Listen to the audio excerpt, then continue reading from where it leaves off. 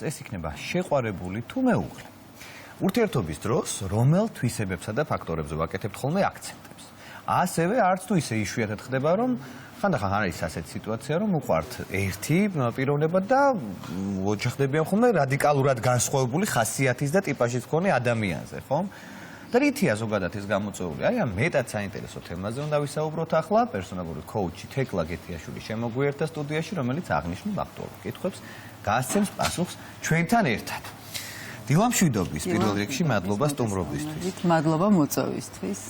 რას ნიშნავს? აი ძალიან ხშირად მსმენია მეც, რომ ჩემი მეგობრებისგან თუნდაც რომ მოწონთ აი გამორჩეული ტიპაჟის, ხასიათის ადამიანები და უცბად ვგებულობ, რომ შეყვარებული ყავს და რაც მანამდე მეგონა რომ ის აფასებდა ადამიანში ხასიათის თვისება იქნებოდა ეს თუ რადიკალურად განსხვავებული არის რეალობაში.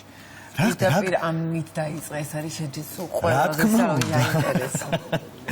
მოგესალმებით პირველ რიგში ისევ და ისევ დიდი მადლობა მოწვევისთვის. რაც შეეხება თემას, რაც არ უნდა ამ პასუხისგებლობას გავექცეთ და ადამიანები ზოგადად გაურბივართ სწორედ ამ პასუხისგებლობას, უნდა ვაღიაროთ, რომ სიყვარული ნამდვილად არსებობს და ეს დადგენილია მეცნიერულად. მე ვგულისხმობ რომანტიულ სიყვარულს, თორე ისე დედაშვილური და ასე შემდეგ ვიცით. სიყვარული ნამდვილად არსებობს და ეს გახლავთ საერთოდ სხვა განცდა. ამაზე მეცნიერები ძალიან ბევრ ექსპერიმენტს ატარებენ და მე ერთ-ერთი ექსპერიმენტი მიყვარს განსაკუთრებულად, როდესაც ცდის პირებს აჩვენებდნენ ჯერ მეგობრების, მეზობლების, ახლობლების სურათებს და შემდეგ უკვე აჩვენეს საყვარელი ადამიანის ფოტო.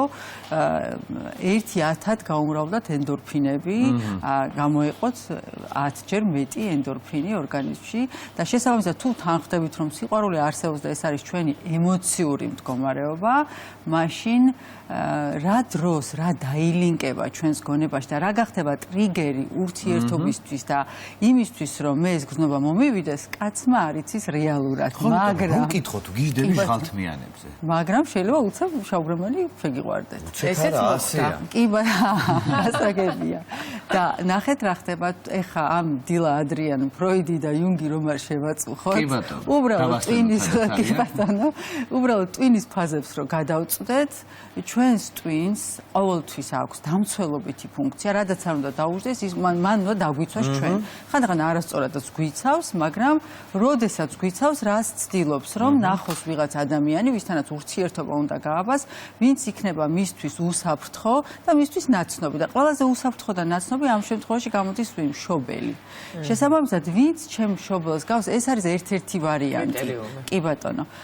ვინც ჩემ მშობელს გავს, ძირითადად შეიძლება აი ამ ნიშან-თვისებებით გახდეს რაღაცნაირად და დამატრიგერებელი და ამით ავარჩიოთ, თუმცა ეს შემდეგ უკვე დინამიკაში და ურთიერთობაში შეიძლება პირიქით პრობლემების მომტანიც გახდეს, იმიტომ რომ მე შეიძლება მამაჩემში პირობითად რაღაცას არც კი განვიხილავდე, ისე არ მომწონდეს, მაგრამ არც კი ბატონო, მაგრამ ეს რომ სხვა ადამიანზე გადავიდა და სხვა გარე ადამიანიდან შემოვიდა ეს თვისება, უკვე აღარ მომეწონა და ეს გახდა ჩემთვის გამაღიზიანებელი და ამაზე სხვათა შორის ბევრი კლიენტი მაკითხავს ხოლმე, რომ ანუ რაღაც მაღიზიან ძალიან მიყვარს, მაგრამ რაღაც მაღიზიანებს ჩემს მეუღლეში, პარტნიორში და რომ ჩავყვებით სწორედ ის თვისებები, რაც ქონდა მამას ან დედას მამაკაცის შემთხვევაში. რა გარემოცვაშიც იყო გაზრდილი და უწევდა დიდხანს ყოფნა. ანუ დიახ, ოღონდ ეს იყო უბრალოდ მშობლის პატერნი და მიღებული იყო,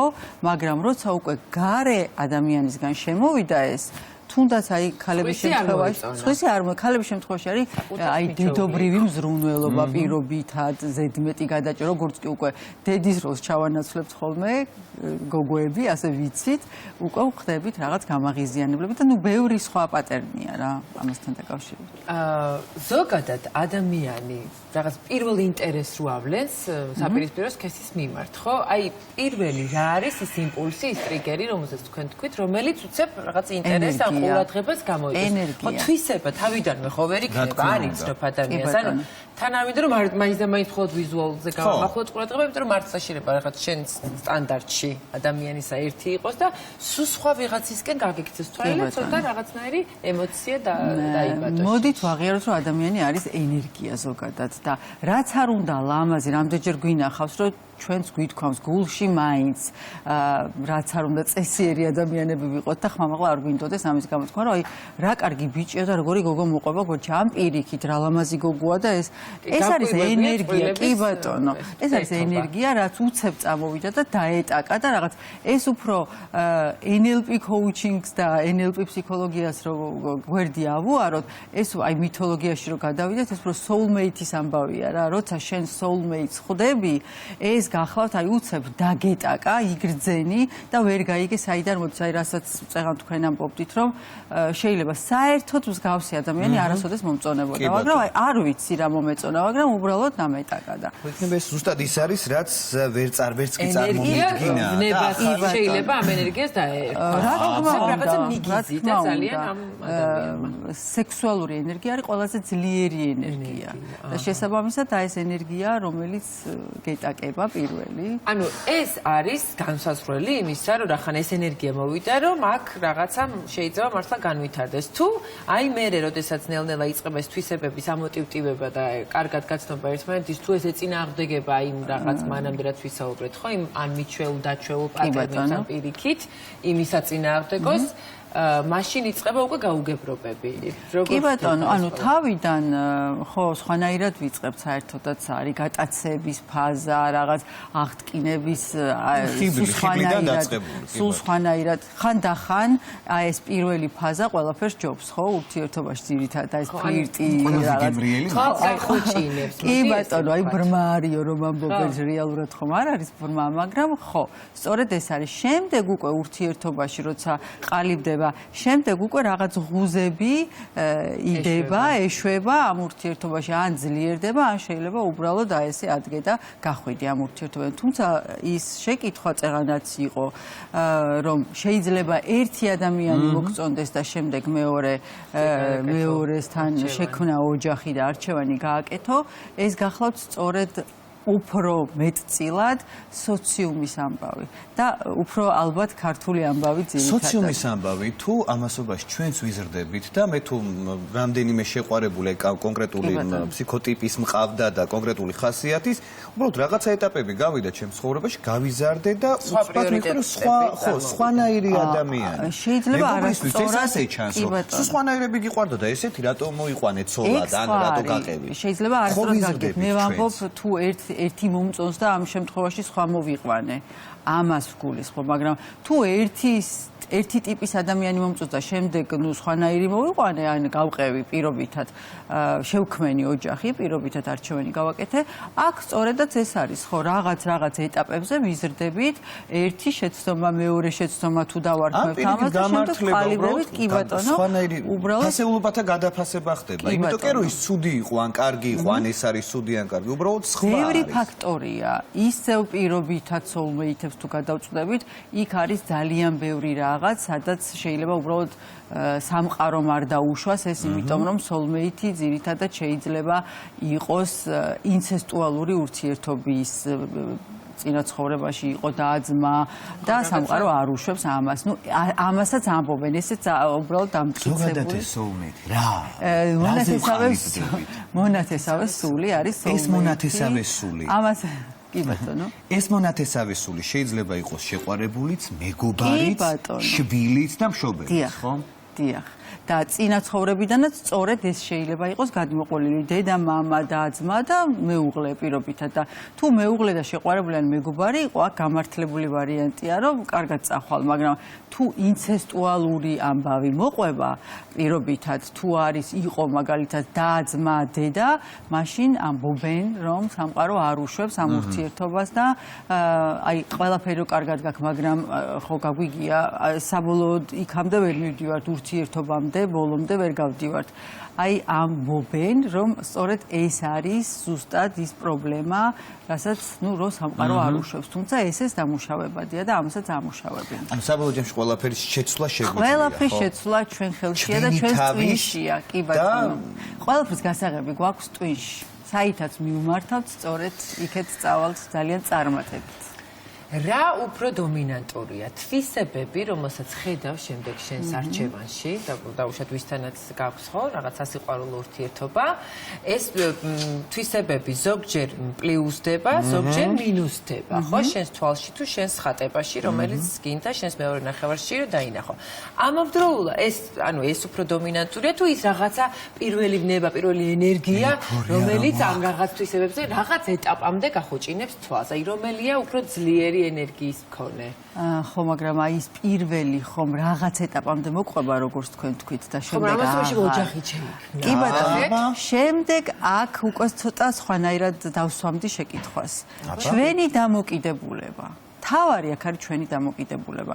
მე თუ ვეცადე რომ დავინახო ეს ურთიერთობა იმ ჭრილში, როგორშიც მინდა დავინახო და ბოლომდე გავყვე, აუცილებლად ძალიან ხშირად არის ხოლმე რომ როცა უყვართ, როცა აი თვალს ბინდი აქვთ გადაფარებული, ამბობენ რომ არის ლამაზი, არის ანუ ნაკლი არ გააჩნია და უცებ დაშორდება თუ არა იწყებს იმაზე სრულიად უარყოფითად საუბარს. ეს იმიტომ კი არა რომ გაბრაზებულია და სხვის გასაგონად ამბობს, უკვე აი ესენი ამოუტივტივდა. იმიტომ რომ თვითონ სხვანაირად დაინახა. თვითონ სხვანაირად დაინახა. თან მეორე ამიტომ ორივე მხარემ უნდა ვეცადოთ რომ შევცვალოთ ადამიანი, არავითარ შემთხვევაში არ უნდა შევცვალოთ. ამას ვამბობ სწორედაც, რომ ჩემი დამოკიდებულება უნდა შევცვალო და იმანაც. ორმხრივი იმიტომაც არის ურთიერთობა, რომ ორი ადამიანი არის ურთიერთობაში და ცალმხრივად არაფერი არ გამოვა. ნამდვილად. შესაბამისად უნდა ვეცადოთ რაღაცნაირად მოვრწყათ ურთიერთობა და გავაფხვიეროთ. თუ ცალმხრივად ხდება ეს მორწმის პროცესი, როგორც ვფიქრობ, გამოიღებს შედეგს ნაყოფისას? თუ ჩაითრევს აი ეს ცალმხრივი მეორეს კარგი გაგებით. მაინც ეუხერია შანსი მაინც არის, რომ ასწავლოს პირადი მაგალითით, როგორ შეიძლება. მაგრამ იცით რა არის, რადგან სულ რომ პირობითად მართლაც 100 ცხოვრება გქონდეს და 51 როგორც ამბობენ და ასე შემდეგ, ჩვენ ხომ არ გვახსოვს წინა ცხოვრებები და რადგან ჩვენ ერთხელ მოვდივართ ამ სამყაროში და ერთხელ ცხოვრობთ და ჩემი ცხოვრება არის ერთი, უნდა გავიარო, როცა ბედნიერი ვარ, სადაც ბედნიერი ვარ და როდემდეც ბედნიერი ვარ, მე ვთვლი რომ იქამდე უნდა ვიყო ამ ურთიერთობაში და სულაც არ არის საჭირო შევაკლა თავი ვიღაცას, ვიღაცის ან რაღაცის გამო. თუნდაც ეს იყვნენ შვილები, შვილებსაც უფრო ურჩევნიათ რომ იყოს დედაც და მამაც პირობითად ბედნიერი და თუნდაც ცალ-ცალკე, ცუდ რაღაცას ვეხები, მაგრამ ერთმანეთის წვალებას ყოველთვის ჯობს რომ საცა არ ასჯობს, გაცვლა ასჯობს, მაგრამ მანამდე ყველაფერი უნდა ვცადოთ რომ ეს ურთიერთობა რაღაცნაირად საფიქრში არ უნდა მოხდეს და ხელგულზე არ უნდა მოხდეს ასეთი რა. ბოლო შეკითხვა მექნება, რა ვადას გულისხმობს ურთიერთობა, სადაც ხვდები რომ ეს ან ის არის, ან ეს ის არ არის. ინდივიდუალურია ეს თუ რაღაცა კონკრეტული ის არსებობს, რომ ეს გამოაშკარავდეს თუ კი რამეა. საერთოდ კრიტიკული პერიოდი მაინც 2 წელია, ამბობენ, ზოგი 3 წელსაც ამბობს, მაგრამ რა თქმა უნდა ინდივიდუალურია და ასევე აქაც იგივე ჩავთავ რომ მონდომებაზეა.